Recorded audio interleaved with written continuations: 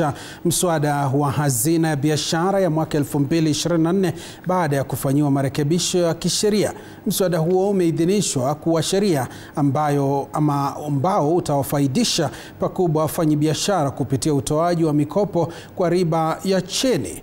Aidha, makundi maalum ya vijana, wanawake na watu wenye ulemavu watapewa kipaumbele katika ugavi wa mikopo ya kufanya biashara. Wafanyabiashara watakaonufaika kwa mkopo huu wakihimizwa kulipa fedha hizo ili kutoa fursa kwa wengine kufaidika na mkopo huo.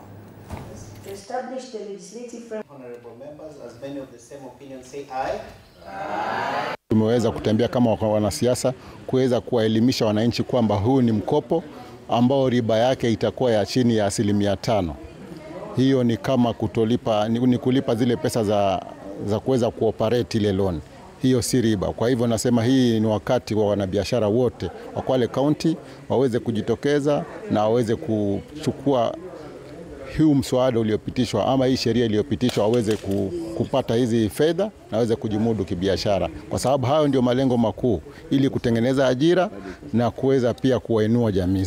Baada ya hii sheria kupita, wakazi wa Kwale, vijana, wakina mama na wale ambao hawajiwezi wataweza kupewa mikopo ambao watalipa.